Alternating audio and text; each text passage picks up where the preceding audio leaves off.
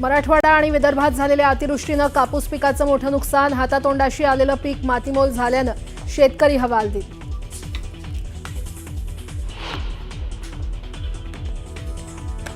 सोलापूर जिल्ह्याला पुराचा मोठा फटका, सीना नदीनं धारण केलं रौद्ररूप, सोलापूर विजयपूर हायवे गेला पाण्याखाली.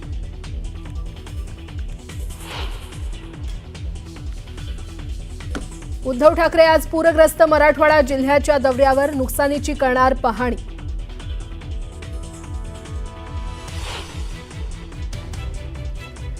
परभणीत पूरस्थितीमुळे ग्रामीण भागातील वाहतूक विस्कळीत, नागरिकांना चक्क तराफ्यावरून प्रवास करण्याची नामुष्की, अतिवृष्टीमुळे शेतकऱ्यांसह स्थानिक आर्थिक संकटात.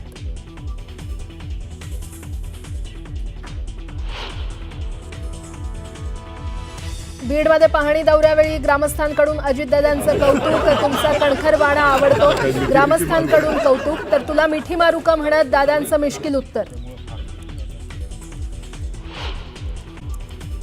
दुष्काळी धाराशिवमध्ये कधीही झाला नाही असा जो काही पाऊस पडला त्याच्या संदर्भात माहिती घेऊयात. आणि पिढ्यानपिढ्या दुष्काळ पाहिलेल्या लोकांनी या महापुरामध्ये संसाराचा चिखल होताना बघितला. परंडा तालुक्यातल्या वाघेगव्हाण हे गाव तब्बल 72 तास पाण्याखाली होतं. गावात पुराचं पाणी आलं आणि लोकांनी आपला जीव वाचवण्यासाठी पळापळ केली. कसे बसे जीव वाचले, पण होत्याचं नव्हतं झालं. संसाराचा चिखल बघून या गावकऱ्यांच्या डोळ्यात पाणी आलं. घरं, पिकं यासोबतच चिमुकल्यांचं शालेय साहित्य वाहून गेलंय. त्याचं नुकसान बघून या महापुराची दाहकता किती आहे याचा फक्त अंदाजच येऊ शकतो. न्यूज 18 लोकमत सगळ्यात आधी या गावात पोहोचलंय आणि या गावावर आभाळ कसं कोसळलं हे महाराष्ट्राला दाखवलं. या महापुराच्या तडाख्याच्या वेदनादायी सगळ्या खाणाखोणा तुम्हाला दाखवतोय. या पुराचा तडाखा किती जोरात होता बघा. दूरपासून ही सगळी कुठल्या तरी गोठ्याची पत्रे इथे वाहून आलेली आहेत.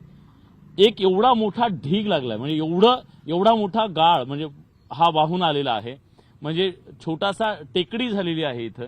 आणि पाण्याचा वेग किती असा असेल तर याच्यावरून आपल्याला लक्षात येतं हा सगळा ऊस आडवा झालाय, माती पूर्ण वाहून गेली. म्हणजे जमीन एका ठिकाणी इतक्या उंचीवर आहे, तुम्ही खाली जमीन बघितलं तर एकदम खाली गेलेली आहे, म्हणजे माती पूर्ण वाहून गेलेली आहे. इथं कोंबड्या होत्या या शेतकऱ्यांच्या, त्या सगळ्या या पुरामध्ये वाहून गेलेल्या आहेत. आता इथं काही उरलेलं नाहीये. आपल्यासोबत शेतकरी आहेत. या सगळ्या तुमचं किती नुकसान झालं? माती सगळी वाहून गेली या शेतीतली. मला वाटतं हे दाखवूया आपण तिकडे. सगळी माती गेली, कोंबड्या गेल्या, शेळ्या, म्हशी, शेड तुटून गेलं, ऊसाची नुकसानी झाली. म्हणजे हे नुकसान इतकं मोठं आहे, भरपूर नुकसान झालं. हे खूप नुकसान, म्हणजे प्रत्येक गोष्टीचं नुकसान आहे. माणूस जेव्हा संसार उभा करतो, ताई या मला दाखवा. माणूस जेव्हा संसार उभा करतो तेव्हा तो काडीनं उभा करतो. पण महापुराच्या एका तडाख्यामध्ये आयुष्यभर उभा केलेला संसार एका क्षणात कसा उद्ध्वस्त होतो याचं अतिशय विदारक चित्र इथं तुम्हाला दाखवतोय. कधीतरी या परिसरामध्ये किती सुंदर अशी ही झाडाची सावली असेल, अंगण असेल, पण आज या अंगणामध्ये केवळ उद्ध्वस्त सगळ्या संसाराच्या खाणाखुणा आहेत. आणि हे अतिशय वेदनादायी. मी एक गोष्ट तुम्हाला दाखवतो. खरं तर डोळ्यात पाणी यावं अशा प्रकारची परिस्थिती. घरात तर काही उरलेलं नाहीये, पण त्या सगळ्या चिखलातून काही आपल्या हाती लागतंय का? शेतकऱ्याची ही अवजार आहेत. या हे खुरपणी करण्यासाठीचं हे खुरपा आहे. आणि एक गोष्ट हे बघा, इथं जे घरात मंदिर होतं त्यांचं, या सगळ्या अवजारांमध्ये काही आपल्याला सापडतंय का? घरातल्या स्वयंपाकघरातल्या काही वस्तू आहेत. देवघर होतं. या महापुराने देवांना सुद्धा सोडलं नाही. देव सुद्धा हतबल झाले या महापुराच्या तडाख्यापुढे. तिथं माणसांचं काय घेऊन बसलाय? माणसं तर काडी कसपटासारखीच आहेत आणि संसार तर काहीच नाहीये. पण ह्या माणसांनी पुन्हा एकदा या देवांची पूजा करण्यासाठी आता त्यांना गोळा केलेला आहे आणि त्यांना धुवून साफ करून पुन्हा त्यांची पूजा इथं होणार आहे. शेतकऱ्याचं घर काय असतं आणि काय असतं, त्याची प्रॉपर्टी काय असते? हीच प्रॉपर्टी. हे बघा, हे लॅब मधले सगळे त्यांच्या बाळाचे हे रिपोर्ट्स आहेत. सगळे भिजून खराब झाले आहेत. हॉस्पिटलचं बाळाचा बिस्किट पुडा आहे. ही वही आहे. जमा खर्च लिहिला असेल. आता या वहीमध्ये कुठला जमा खर्च लिहायचा या पानांना पण काही अर्थ उरलेला नाहीये. कारण आयुष्याचा सगळा जमा खर्चच संपलेला आहे, काहीच नाहीये ना, कुठली वजाबाकी आणि कुठला बेरीज. जिथं एका महापुरानं सगळा जमिनीचा भूगोल बदलला, तिथं माणसांच्या पानांवर काय लिहावं, सगळं एक एक वस्तू पुन्हा जमवण्याचा आणि काय वाचतंय का याच्यासाठी ही धडपड आहे माणसांची. ताई या इकडे. अन्नधान्य नाहीये आता, हे कागदपत्र, शेतीची कागदपत्र सगळी. आता सामान्य माणसाला एक रेशन कार्ड काढण्यासाठी, एक आधार कार्ड काढण्यासाठी किती मोठा संघर्ष करावा लागतो. 15-15 दिवस पंचायतीला जावं लागतं, तहसीलला जावं लागतं आणि सगळं पुन्हा उभा करायचंय, सगळं गोळा करायचंय. आता त्यातल्या त्यात किमान हे जुनं दाखवून नवं मिळेल का यासाठीची ही धडपड म्हणून हे सगळं जे हाती लागेल ते जमा करण्याचा आणि वाचवण्याचा प्रयत्न आहे. खूप वेदनादायी आहे. मागे मागे हा बोला ना ताई. मी समजू शकतो. हे बघा, आज आम्ही तसे परके आहोत, आम्हाला बघवत नाहीये हे सगळं.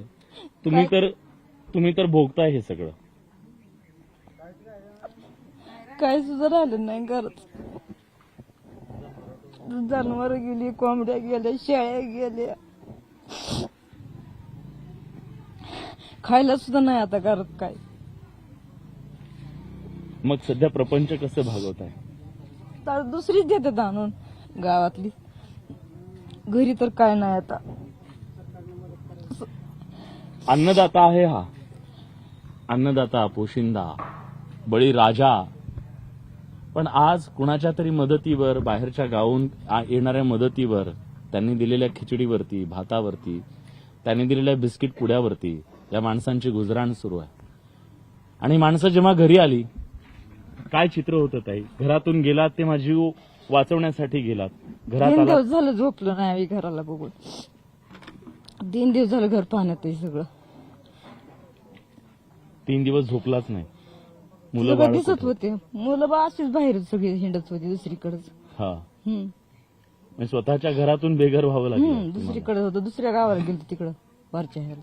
हा, एक असं होतं की याच गावामध्ये पोहोचण्यासाठी सुद्धा बोटी आणल्या होत्या आणि इथून अनेक लोकांना रेस्क्यू केलेलं होतं.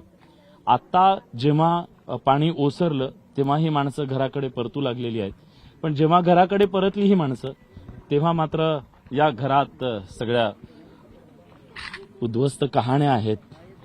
कदाचित हे ग्रंथ आहेत, दासबोध आहे, सद्गुरु चरित्र आहे. कदाचित हीच पानं या माणसांना आता जगण्याची नवी उमेद देतील आणि लढायचंय आपल्याला हे सांगत राहतील. या माणसांचं आयुष्य या सुटकेसारखं आहे. सुटकेस आहे पण काहीच नाहीये, रिकामा आहे सगळं.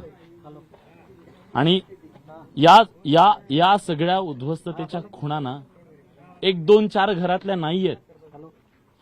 या संपूर्ण पट्ट्यामध्ये जेवढी गावं आहेत जी पाण्याखाली होती, त्या सगळ्या गावांमधली हीच परिस्थिती आहे. विदारक.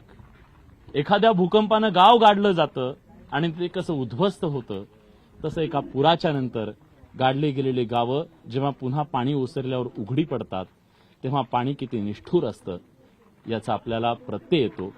आज ह्या सगळ्या माणसांच्या चेहऱ्यावर हेच दिसतंय की या महापुरानं तुम्हाला खूप मोठ्या जखमा देऊन गेल्या. हो, महापुराने जखमा तर दिलेल्याच आहेत, पण ते न भरून येणार आहेत. काल मंत्री महोदय आले होते, त्यांच्या पुढे गावकऱ्यांनी आपलं म्हणणं मांडलेलं आहे. जास्तीत जास्त आता शेतीचं तर नुकसान झालेलंच आहे.